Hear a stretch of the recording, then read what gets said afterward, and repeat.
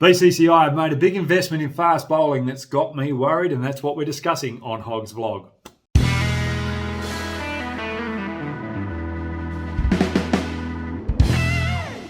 We'll also discuss AB de Villiers' retirement, Tim Paine and Cricket Australia's issues, and Ashwin. Has he been a little naughty boy up there in Ranchi in that second one day against New Zealand? That's out the back end.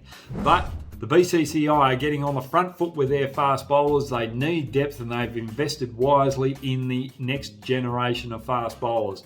What they've done is they're going to scout the country to find the best up-and-coming young bowlers and contract 10 of those and pay them a wage so that they can develop their body and develop their skills to be ready for international cricket in the future.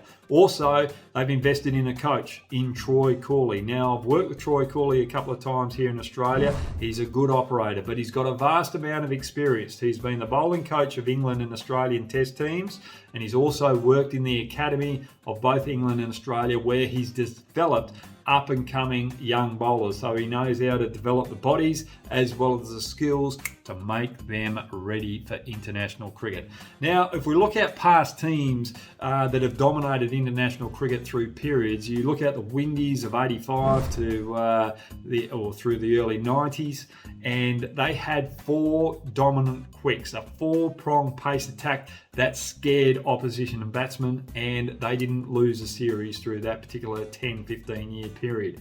Then you look at Australia's dominance in a certain period. They invested heavily in the likes of McGrath, Jason Gillespie and Brett Lee.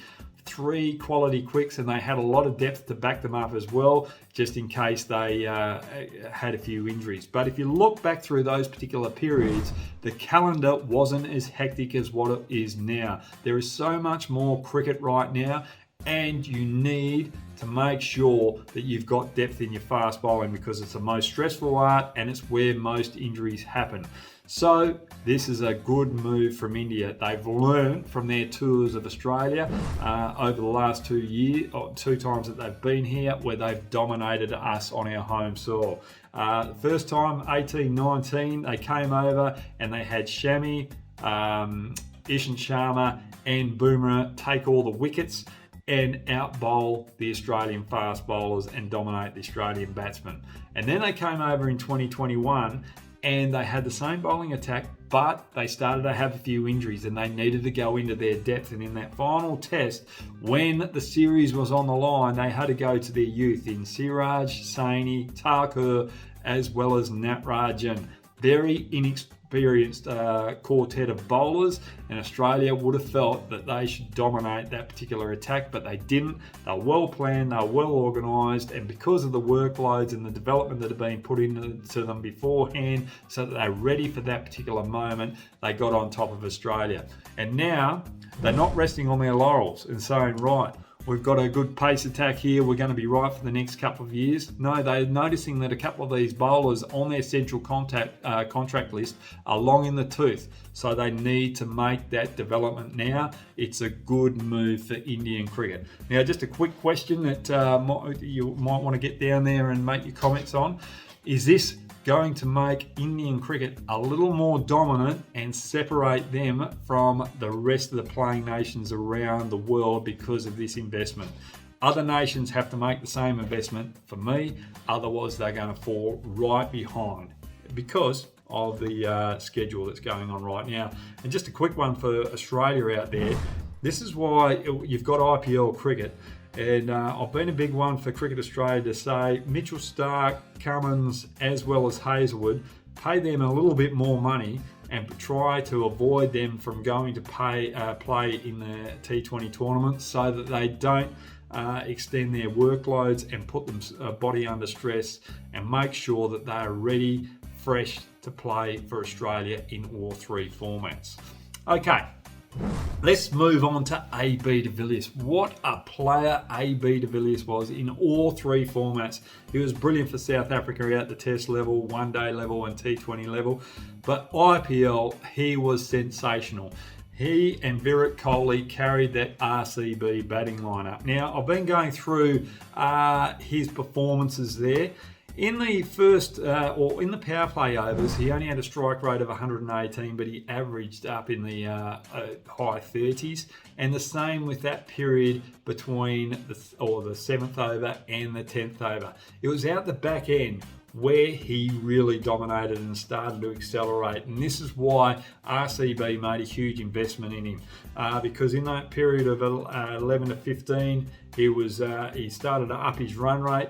But in those final 5 overs, he was the best in the business. A strike rate of 222, but the range of shots that he had, the ramps, the ability to be able to drive down the ground, the pull shots, the cut shots, even the reverse sweeps. He had everything. But the one thing that I absolutely loved about AB de Villiers is he always kept the percentages in his favour.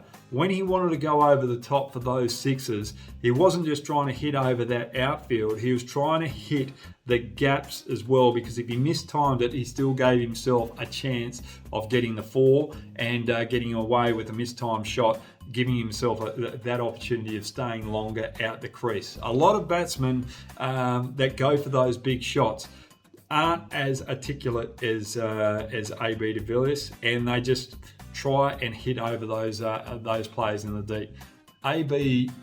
AB's ability to hit out the gaps while going for the sixes to better his chances and better percentages in his favour to have a longer time out the crease separated him from the rest. Well done to AB de Villiers on a great career. You're an ambassador of the game, both on and off the field. You can hold your head up high, mate, because you're one of the greats of the game. And hopefully it won't be too long till you're in the Hall of Fame of great cricketers that the world has ever seen. Well done, mate. Now let's go to the Tim Paine and Cricket Australia sexting scandal. Now the sexting took place in 2017. It didn't come to Cricket Australia management's attention till midway through 2018.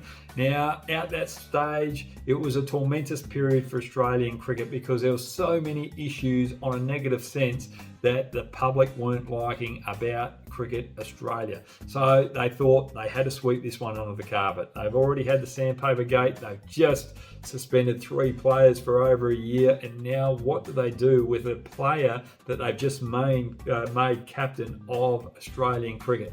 Well, okay, we think that it might not come back out in public. Let's just back ourselves and hope that that doesn't happen. Well, if you do that, it's going to bite you in the backside, because 5.5 years later, it has come to fruition again. And what it has done has put a dampener on a career of Tim Paine that helped turn the Australian cricket culture around. It's disappointed that it's ended like this, but sometimes your actions from previous years are always going to haunt you down the track. So they're going to have to move on. Tim Paine has relinquished the captaincy. They've got to find a new captain, and I think that's going to be Pat Cummins. Hopefully it's not named before the vlog comes out, but I think it's going to be Pat Cummins, and I think they won't play Tim Paine in this Test Ashes series. I think they'll go straight away to a new keeper, and I think that's going to be Inglis from WA. Alex Carey may get the nod ahead of Inglis, but it's out of those two, and I'm going for Inglis. But lesson for you guys out there: when an incident happens and it's not going to shine a good light on you, sometimes you've just got to bite the bullet and own up to the fact. Otherwise, it will come down and haunt you later on in your life and bite you in the backside. So it's always good to be upfront and honest with everyone. Now, Ashwin, just looking at him quickly, a little incident here. Look at the photo here. Now, he's misfielded this one, has gone for 4, but look where he's standing. He's outside the ring by 0.5 metre by 1 metre from my eyes. I hope I'm right there. Now, he's daydreaming there. We've all done it, and he's lucky that the square leg umpire hasn't picked that up. Now, the question for you, in these particular incidences, knowing that the square leg's got to look on the offside as well for the fielders over there to make sure all the required players are in the inner ring, should it be square leg's job, or should the third umpire above and the match referee be looking at all the players to make sure everyone's abiding by the rules there? Because that should have been called a no ball. Ashwin, next game. make sure you keep your feet in. Anyway, that's what I've got for you guys. I hope you enjoyed the vlog. Stay safe. Enjoy the cricket that's on around the world right now, because there's plenty of it happening.